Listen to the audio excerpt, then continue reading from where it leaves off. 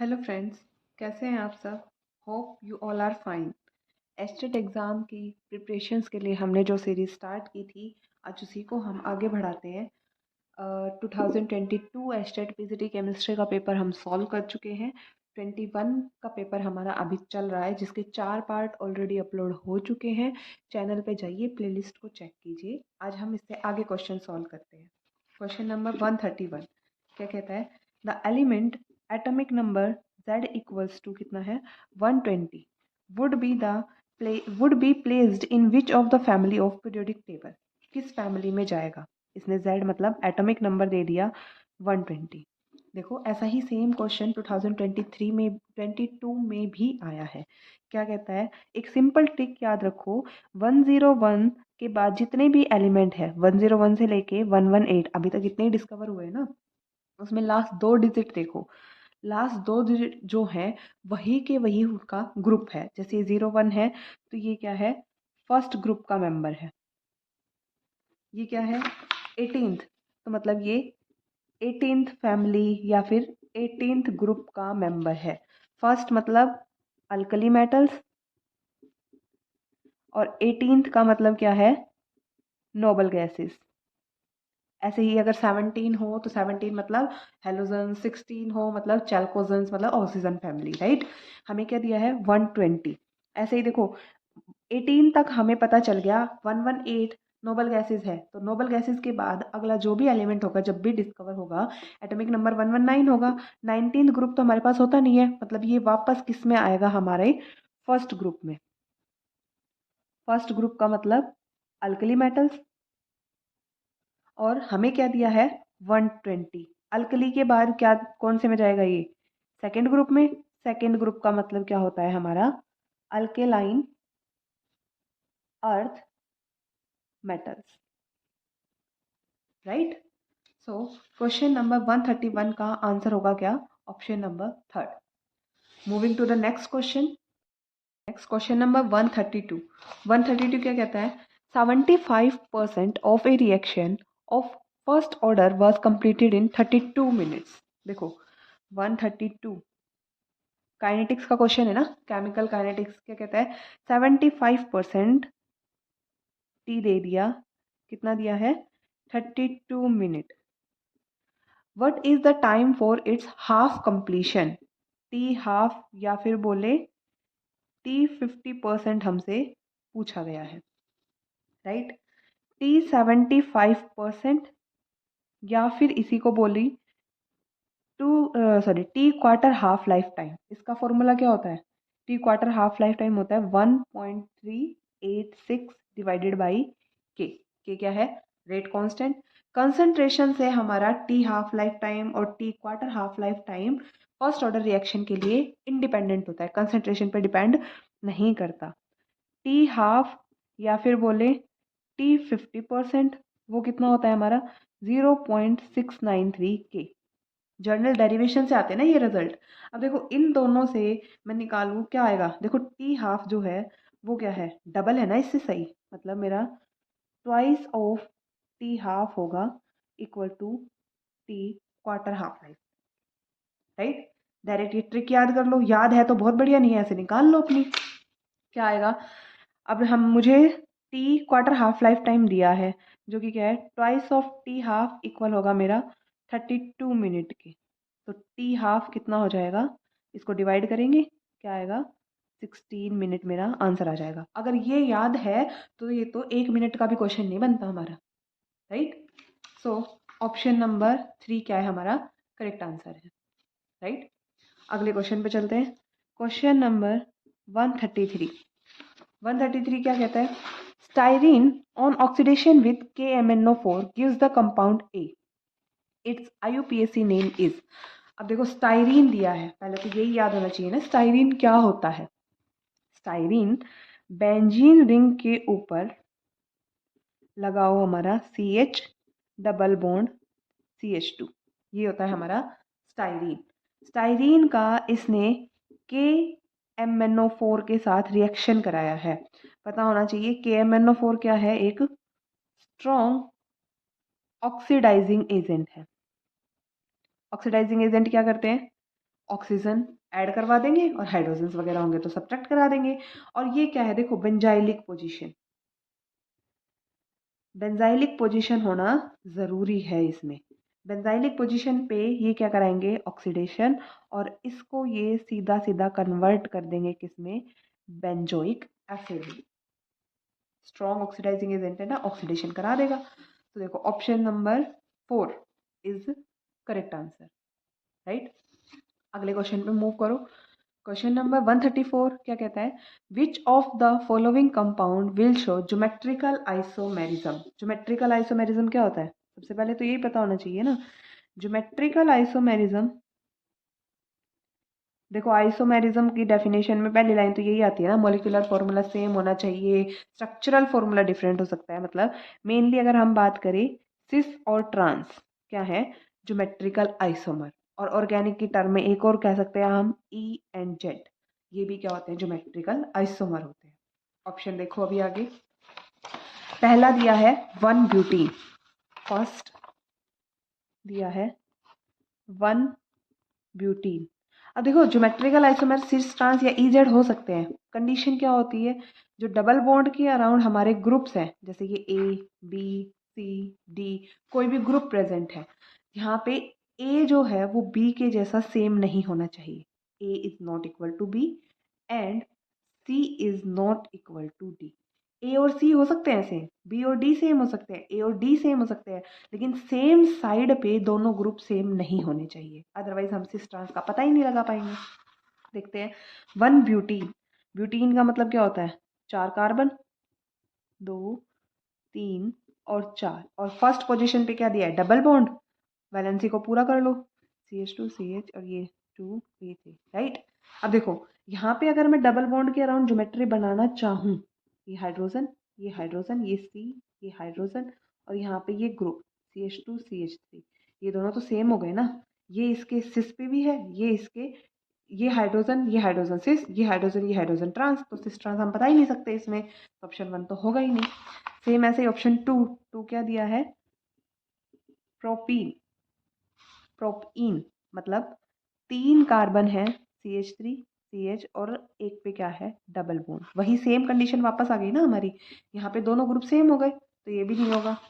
Third option क्या है हमारा, 1 फिनाइल प्रोपीन, प्रोपीन तो है, CH3 यहाँ पे CH, यहाँ पे CH और एक क्या है, फिनाइल रिंग, राइट।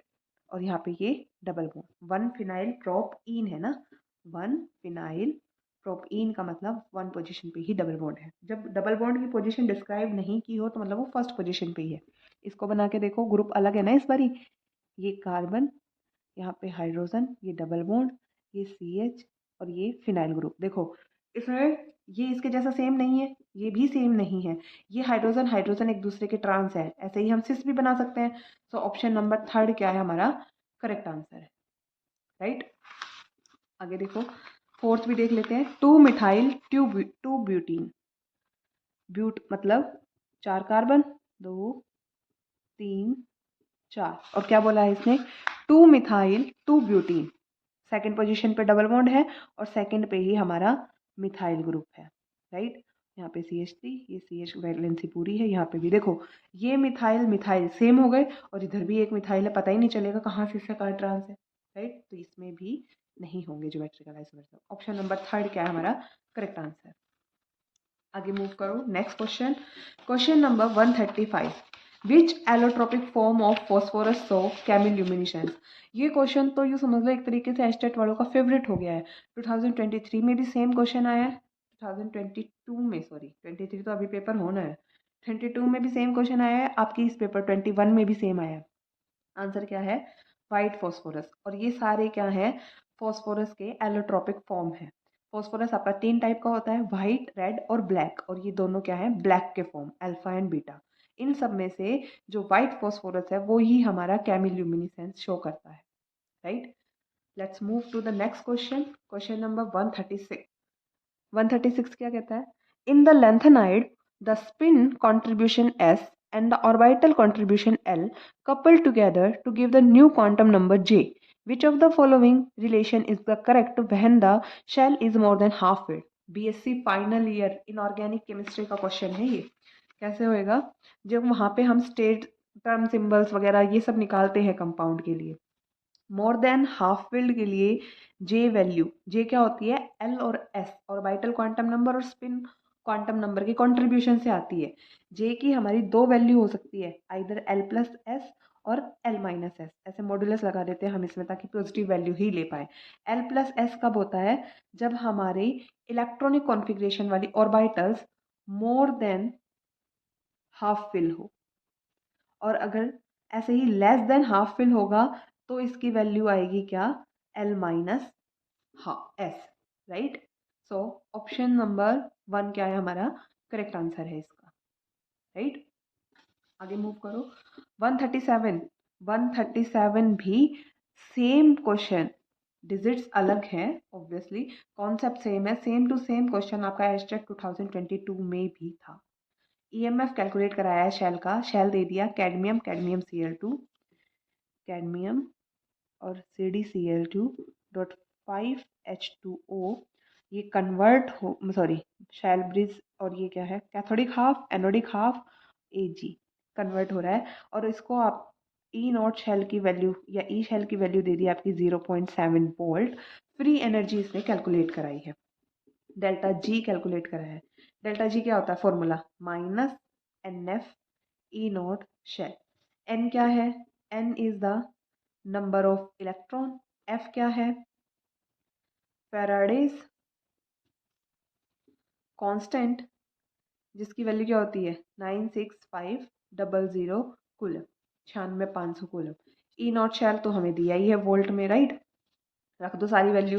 बात आती है एन की, नंबर ऑफ इलेक्ट्रॉन। देखो यहाँ कैडमियम जीरो ऑक्सीडेशन स्टेट में है, यहाँ क्या +2 में है, यहाँ सिल्वर +1 ऑक्सीडेशन स्टेट में है, यहाँ 0। वो तो हम इलेक्ट्रॉन इसको और 2 से मल्टीप्लाई करके फिर रिएक्शंस को बैलेंस करते हैं ना, मतलब एन की वैल्यू क्या आ गई हमारी 2, n is equals to 2, delta G equals to minus of 2 into 96500 coulomb into 0.7 volt. यहाँ से दोनों को यूनिट कैलकुलेट करोगे तो हमारा आंसर आएगा जूल में।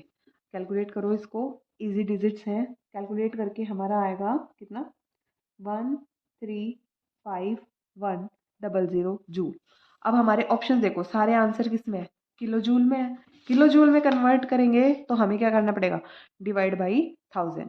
135100 माइनस का है, डिवाइड बाई 1000 करेंगे तो ये आंसर आ जाएगा किलो जूल में। 20 से 20 कैंसिल किया आएगा, minus of 135.1 kilo joule. So option number 2 क्या है, करेक्ट आंसर है। देखो प्लस माइनस की मिस्टेक से भी हमारे ऑप्शंस गलत हो सकते हैं, राइट। क्वेश्चन नंबर 137, आंसर क्या है, option number 2। Let's move to the next question.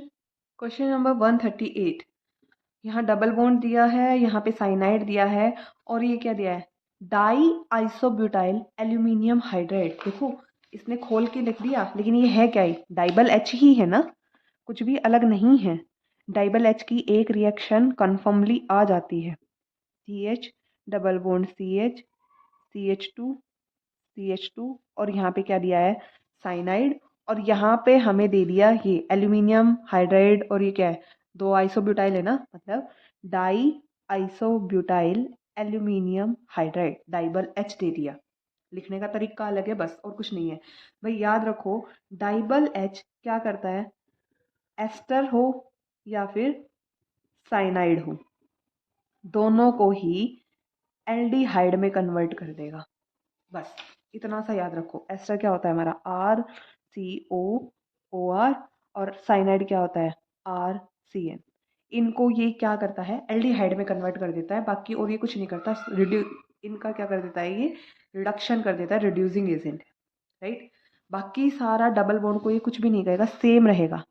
CH3 CH double bond CH CH2 CH2, और यहाँ पे आ जाएगा एल्डिहाइड ग्रुप CH, ठीक है। तो आंसर देखो, आंसर यहाँ साइनाइड है, नहीं होगा, अमीन आ गया, नहीं होगा, यहाँ कार्बोक्सिलिक एसिड नहीं होगा, तो ऑप्शन नंबर 3 क्या है मेरा करेक्ट आंसर है। 138 ऑप्शन नंबर 3 करेक्ट आंसर। अगले क्वेश्चन पे चलते हैं। Question number 139। The average rate of the reaction, ये भी क्या है, केमिकल काइनेटिक्स का क्वेश्चन है। रिएक्शन क्या दी है इसने, 2N2O5 गैस मेरी कन्वर्ट होगी 4 ऑफ NO2 गैस में प्लस O2 गैस में। इसने रेट ऑफ द रिएक्शन दे दिया 6.79 into 10⁻⁻4 mole litre inverse. Then इसने पूछा क्या है, rate of production of NO2 gas पूछा है, राइट। देखो सीधा सा फॉर्मूला है, कुछ भी नहीं है, काइनेटिक्स का सबसे पहला कॉन्सेप्ट है। रेट क्या होता है, रिएक्टेंट तो कंज्यूम होगा रिएक्शन में, so rate of change of concentration of reactant का तो क्या लेंगे हम, माइनस। रेट ऑफ चेंज किससे लिखते हैं, DDT से, किससे, N2O5। और इनके आगे जो भी कोफिशिएंट होगा वो क्या होगा, डिवाइड में आ जाता है हमारा। ये क्या है, रिएक्टेंट टर्म।